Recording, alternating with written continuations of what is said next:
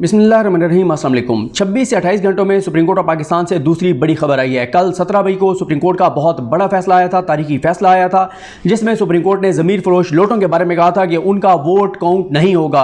और आज supreme court of Pakistan ने सबसे बड़ा कदम उठाया है और सुप्रीम कोर्ट ऑफ पाकिस्तान ने chief justice Pakistan justice Umar Raza Bandial साहब ने आज नोटिस लिया है।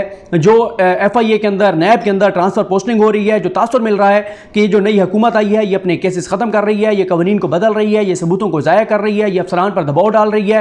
इस पर चीफ जस्टिस ऑफ पाकिस्तान ने सो मोटो नोटिस ले लिया है और कल 19 मई को दिन 1 बजे यानी कल जुमेरात 19 मई दिन 1 बजे सुप्रीम कोर्ट ऑफ पाकिस्तान में इस अहम केस की समाअत होने जा रही है। वो समाअत हम अटेंड करेंगे, आपको उसका अहवाल बताएंगे। लेकिन ये बहुत बड़ा कदम है चीफ जस्टिस पाकिस्तान का। और अगर आपने चीफ जस्टिस पाकिस्तान के इस कदम की इंपॉर्टेंस को जानना है, इसकी शिद्दत को जानना है, तो इसके लिए आप राना सनौल्लाह साहब की चीखें सुन लें जो उन्होंने शाहजेब खानजादा के प्रोग्राम में मारी हैं। अच्छा, अगर कोई मिसाल के तौर पे मेरे कहता है कि हम यूट्यूबर्स की तहकीकात करने जा रहे हैं कि किस किस यूट्यूबर ने पिछली हुकूमत से पैसे लिए हैं, या किस किस यूट्यूबर ने 2 नंबरियां की हैं, या किस किस यूट्यूबर ने फ्रॉड किए हैं, या किस किस यूट्यूबर ने कोई जो है ना वो धोखा किया, कोई भी चीज़ हो वो कहे कि यूट्यूबर्स के खिलाफ कर रहे हैं, तो मुझे अगर मैंने नहीं किया मुझे कोई मसला नहीं होगा, मैं तो वेलकम कहूँगा। मैं कहूँगा करें तहकीकात, चेक करें यूट्यूबर्स को, बिल्कुल मुझे कोई मसला नहीं है। लेकिन अगर वाकई मैंने कोई 2 नंबरी किया है तो मेरी चीखें शुरू हो जाएंगी। यही हुआ है राना सनौल्लाह साहब के साथ। सुप्रीम कोर्ट के इस नोटिस पे उनकी चीखें शुरू हो गई हैं। और एक और चीज, मैंने 4-5 दिन पहले जब फहद हुसैन साहब को जो है वो बनाया गया, ये चपरासी भर्ती किया गया, शहबाज शरीफ का नौकर भर्ती किया गया, सहाफ़ी थे सहाफत के नाम पे, और हमारे सहाफ़ियों का ग्रुप है जो कस्में और कुरानें उठाता था कि फहद हुसैन की क्या बात है। हमारे दोस्त हैं बड़े प्यारे, बड़ा अच्छा उनके साथ एहतराम का ताल्लुक है, अजमल जामी साहब, वो भी ट्विटर पे पूजा करते थे फहद हुसैन साहब को, कहते थे कि वो तो सहावत खुदा हैं, उनसे बड़ा तो कोई सहाफ़ी नहीं है, मैं शागिर्द हूं उनका आजिज़ अदना सा शागिर्द हूं। अजमल जामी साहब उनको अपना उस्ताद कहते थे। और उस उस्ताद ने, उस सबसे बड़े सहाफ़ी ने जिसको पूजा जाता था, उसने जाके शहबाज शरीफ की नौकरी कर ली है, चपरासी भर्ती हो गया वो शहबाज शरीफ का। अब मसला क्या है? मसला ये है कि ये पहले सहाफत करते रहे और उसके बाद जाके और वहां पे नौकरियां ले ली, उनके हक में एनालिसिस करते रहे, इमरान खान के ऊपर प्रोपेगेंडा करते रहे, इमरान खान पे इल्जामात लगाते रहे और जाके और वो ले लिए। मैंने इसके ऊपर एक ट्वीट किया था, मैंने जिसमें लफ्ज बेगैरत यूज किया था, क्योंकि बिलावल भी इससे पहले लफ्ज बेगैरत इस्तेमाल कर चुके हैं, और भी ये जो इस वक्त हुकूमत में लोग शामिल हैं ये लफ्ज बेगैरत कई बार इस्तेमाल कर चुके हैं। और वही सहाफी जो मुझे कह रहे थे कि मैं गाली दे रहा हूं, वो इसको डिफेंड करते थे कि ये बिल्कुल ठीक लफ्ज है, ये एक पार्लिमानी लफ्ज है। आज राना सनौल्लाह ने 3 बार शाहजेब खानजादा के प्रोग्राम में लफ्ज बेगैरत इस्तेमाल किया है। वो खिलाए हुए थे, परेशान थे, कहते हैं कि सुप्रीम कोर्ट की साख मुतासर होगी सो मोटो से, कहते हैं सुप्रीम कोर्ट की साख तबाह हो जाएगी, कहते हैं कि सुप्रीम कोर्ट ने कल जो फैसला दिया है वो सुप्रीम कोर्ट ने आइन को रीराइट किया है, कहते हैं कि सुप्रीम कोर्ट का ये नोटिस शैतान की आंत साबित होगा। इस तरह के इल्जामात लगा रहे हैं, चीखें शुरू हो गई हैं। क्यों? क्योंकि खेल बिगड़ गया है। ये हुकूमत में आए हैं अपने केसेस खत्म करने के लिए, इनको NRO 2 दिया गया, इनको डील दी गई, इनको कहा गया कि पीछे जो तुमने लूटा है वो केसेस भी तुम्हारे खत्म, वो भी अपने जाके खुद ही अपने केसेस खत्म करो। आगे 20 टेन्योर में जो 1.5 साल रहता है, लूटो, मारो, मारधाड़ करो, जो करना है करो, आगे भी तुम आओगे, आगे भी तुम्हें जो है ना वो छूट ही छूट है। क्यों? क्योंकि आप हमें सर्व कर रहे हैं। जो इन्होंने सर्विसेज दी हैं, जो इन्होंने सर्विसेज दी हैं नवंबर 2021 से लेके और अप्रैल 2022 में इक्तदार में आने तक, तो इनको ये NRO दिया गया कि जो मर्जी करो।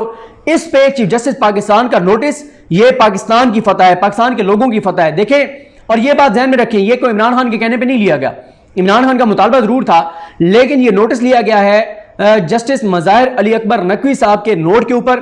क्योंकि जब किसी जज के सामने कोई चीज आती है, वो जज नोट लिख के चीफ जस्टिस पाकिस्तान को भिजवाता है और चीफ जस्टिस पाकिस्तान उस पर नोटिस लेते हैं अगर वो मुतमईन हो। जस्टिस मज़ाहिर अली अकबर नकवी साहब जबरदस्त जज हैं, शानदार जज हैं, दबंग जज हैं।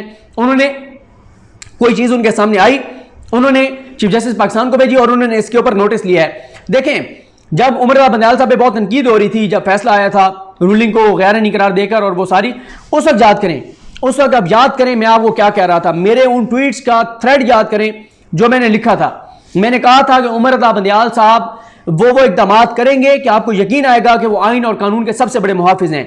मैंने आपको कहा था कि उनके ऊपर जो इल्जामात लगे कि फलां के साथ रिश्तेदारी है, फलां के साथ, मैंने कहा था कि कभी कोई रिश्तेदारी उनके आड़े नहीं आ सकती। मैंने ये कहा था सबसे ज्यादा अगर कोई जज अपने फैसलों में कुरान मजीद की आयात का, हदीस का हवाला देता है, वो उमरदा बंदियाल साहब हैं। मैं हमेशा उनके बारे में मैंने यही आपको बताया था कि उमरदा बंदियाल साहब ने वो जो फैसला दिया था, जो वो पहले चाह रहे थे कि इलेक्शन की तरफ जाएं, लेकिन जब इलेक्शन कमीशन ने कह दिया कि अक्टूबर से पहले हम इलेक्शन नहीं करा सकते, तो उमरदा बंदियाल साहब अगर ऑर्डर सुप्रीम कोर्ट फैसला दे देती, तो मैं एक ऐसी बात आपको बता रहा हूं जो आप मेरी बात पे यकीन नहीं करेंगे, लेकिन मैं आपको अपनी जो है वो ओपिनियन दे रहा हूं। जो यहां पर भी देखें लोड शेडिंग जो है वो बड़ी बदतरीन हुई है, तो लाइट चली गई है। खैर, ये तो आजकल इतनी ज्यादा लाइट जा रही है, इतनी ज्यादा लोड शेडिंग हो रही है कि जिसकी कोई हद नहीं है।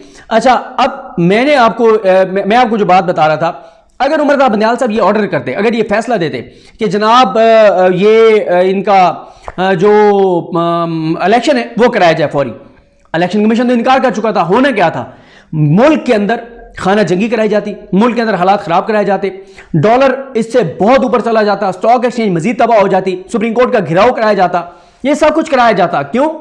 क्योंकि उस वक्त फैसले जो चाह रहे थे उनको सूट नहीं करता था इलेक्शन। तो वो चाहते थे कि शहबाज शरीफ वज़ीर आज़म बने, वो चाहते थे कि अक्टूबर तक शहबाज शरीफ वज़ीर आज़म रहे। तो होना यह था, सुप्रीम कोर्ट का घेराव होना था, सुप्रीम कोर्ट के चीफ जस्टिस के खिलाफ बहुत कुछ होना था, और सुप्रीम कोर्ट के लिए बड़ा मुश्किल था ये प्रेशर लेना। आज मुआशी तबाही और बर्बादी जो मुल्क के अंदर है इससे ज्यादा होती, और इल्जाम चीफ जस्टिस पाकिस्तान को दिया जाता, और ये तो इस हुकूमत की बैड गवर्नेंस की वजह से हुई है ना। वो जो कराया वो जानबूझ के कराई जाती, वो जानबूझ के कराई जाती सुप्रीम कोर्ट को सबक सिखाने के लिए कि आपने ये फैसला दिया है ना, ये भुगतें। जब इलेक्शन कमीशन कह रहा था कि हम इलेक्शन नहीं करा सकते, आपने क्यों ये फैसला दिया है? और इलेक्शन कमीशन का मैं बार बार कह रहा हूं, इलेक्शन कमिश्नर का, चीफ इलेक्शन कमिश्नर का ये अपना बयान नहीं था कि मैं अक्टूबर तक इलेक्शन नहीं करा सकता। मैंने उस दिन भी, जिस दिन फैसला महफूज हुआ था, 2 ट्वीट्स फैसला आने से पहले कहीं किए थे कि चीफ इलेक्शन कमिश्नर ने यह बयान नहीं दिया, खुद उनसे यह बयान जो है वो दिलवाया गया है, और ये उन्होंने दिया था। बहरहाल ये बहुत इंपॉर्टेंट उन्होंने नोटिस लिया, क्योंकि देखें अबू ज़र नियाज़ी एडवोकेट बड़े ज़बरदस्त वकील हैं, आप अक्सर उनको एयरवाई पे देखते होंगे। अबू ज़र नियाज़ी साहब ने ज़बरदस्त अभी एक ट्वीट किया, उनका देख रहा था कि जैसे ही रिजीम चेंज हुई, जैसे ही अदम एतमाद हुई, सबसे पहले जिन 6 लोगों का नाम स्टॉप लिस्ट में डाला गया उनमें से एक डॉक्टर रिजवान थे। उस डॉक्टर रिजवान को पहले हमजा शहबाज धमकियां दे चुके थे कि वक्त सदा एक नहीं रहता, हम ये कर देंगे वो कर देंगे। जैसे ही रिजीम चेंज हुई, सबसे पहले जिन 6 लोगों का नाम डाला गया स्टॉप लिस्ट में कि वो पाकिस्तान से ना जा सके, उनमें से एक डॉक्टर रिजवान थे, डॉक्टर अरसलान खालिद थे, और डॉक्टर अरसलान खालिद के घर पर छापा भी मारा गया 1.5 घंटे बाद ही। जैसे रिजीम चेंज हुई 1.5 घंटे के अंदर अंदर जो है वो अरसलान खालिद के घर पर छापा मारा गया। किसने? अबू ज़र नियाज़ी एडवोकेट का सवाल दुरुस्त है, जबरदस्त है, किसने उनका नाम स्टॉप लिस्ट में डाला था? मैं ये समझता हूं कि डॉक्टर रिजवान की कातिल यह हुकूमत नहीं है, रियासत है। क्यों? डॉक्टर रिजवान के ऊपर कौन दबाव डाल रहा था? अभी शहबाज शरीफ ने तो चार्ज ही नहीं लिया था। किसने डॉक्टर रिजवान का नाम जो है वो स्टॉप लिस्ट में डलवाया था? कौन डॉक्टर रिजवान को निशाना बना रहा था? क्या डॉक्टर रिजवान ने गलत किया था शहबाज शरीफ से सवाल पूछकर? वो आप सवाल पढ़ें, आप जो डॉक्टर रिजवान साहब ने जो सवाल जो है वो शहबाज शरीफ और हमजा शहबाज से पूछे थे, वो आप सवाल पढ़ें, अक्ल दंग रह जाएगी कि किस तरह की चीजें थी। क्लियर कट यहां तक मौजूद है कि चेक नंबर क्या था, यहां तक मौजूद है कि चेक जमा करवाने कौन गया, यहां तक मौजूद है कि चेक जो कैश करवाया गया, वो जो कैश था किस गाड़ी में गया, गाड़ी का नंबर क्या था, गाड़ी का रंग क्या था। इस हद तक सबूत मौजूद हैं। सुप्रीम कोर्ट का यह नोटिस इसलिए ठीक है। कौन कौन है इस वक्त हुकूमत में? नवाज शरीफ जो इस वक्त सज़ा याफ्ता मुजरिम, इश्तिहारी, फरारी, मफरूर, भगोड़ा, पाकिस्तान के दारों का मतलूब, जो लंदन जाके बैठा हुआ है, वो बैठ के मुल्क के फैसले कर रहा है। उसके ऊपर 6-7 केसेस हैं पाकिस्तान में, पाकिस्तान के दारों को मतलूब है, भागा हुआ है पाकिस्तान से, इश्तिहारी और मफरूर है।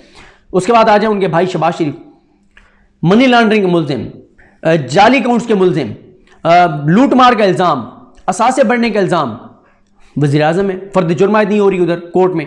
हमजा शहबाज वज़ीर आला पंजाब, बाप बेटे पे 24 अरब की मनी लॉन्ड्रिंग का इल्ज़ाम। मरियम नवाज सज़ा याफ्ता मुजरिमा, जमानत पर रिहा, 3-4 और उनके ऊपर केसेस हैं। इसी तरह से आसिफ अली जरदारी, फेक अकाउंट्स। ये फैसला लिखने वाले इजाजुल एहसन साहब हैं आसिफ अली जरदारी का। उनसे बेहतर कौन जानता होगा कि वो फेक अकाउंट्स में जो JIT बनाई थी और उसमें क्या कुछ सामने आया था। और उस JIT के मेंबरान को, पहले पनामा वाली JIT के मेंबरान को भी जान से मारने की धमकियां दी गई, जरदारी वाली JIT के उसमें शामिल MI और ISI के नुमाइंदों को भी जान से मारने की धमकियां दी गई। ये हालात थे। सिंध के इदारे दस्तावेजात और शवाहिद और डॉक्यूमेंट्स नहीं दे रहे थे JIT को।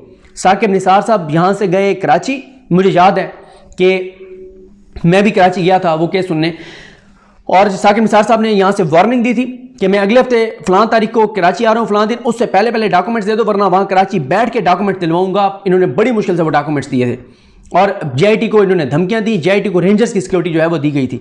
तो ये पहले माजी में होता रहा है, इन जजेस से बेहतर कौन जानता है। तो ये चीफ जस्टिस पाकिस्तान का ज़बरदस्त सोमोटो है। अब शरीफ खानदान का और इन चोरों का, लुटेरों का खेल बिगड़ गया है। ये आए थे अपने केसेस ख़त्म करने के लिए, लेकिन अब सुप्रीम कोर्ट में अगर ये केस पेंडिंग रहा तो मैं आपको बता रहा हूं कि इनके लिए इतना आसान नहीं है। और जो इमरान खान बार बार कह रहे हैं कि रियासत के जो रियासती इदारे हैं, FIA है, नैब है, उसके जो मुलाजमीन, जो अफसरान, जो जिम्मेदारान जो इनको प्रोसिक्यूट करना चाहते हैं, उनको तहफ़्फ़ुज़ किसने देने हैं? सुप्रीम कोर्ट ऑफ पाकिस्तान ने देना है। अगर सुप्रीम कोर्ट उनके पीछे नहीं खड़ी होगी, कल को इनका तो कोई एहतसाब नहीं करेगा, कोई इनसे सवाल नहीं करेगा।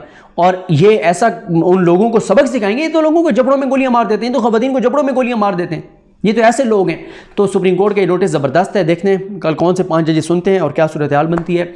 और ये चीफ जस्टिस ने दुरुस्त कहा कि इस तरह से अगर ये असरअंदाज होंगे, हुकूमत में बैठे हुए लोग, ये इंसाफ के कत्ल के मुतरादिफ है और लोगों का एतमाद निज़ाम इंसाफ से कम होगा, कानून की हुक्मरानी कायम नहीं हो सकेगी। ज़बरदस्त जो है ये इक़दाम है। तो बहरहाल देखते हैं चीज़ें किस तरफ जाती हैं। मुझे अपनी दुआ में याद रखें। अल करीम हम सब का हमें नासरो। अल्लाह हाफ़िज़।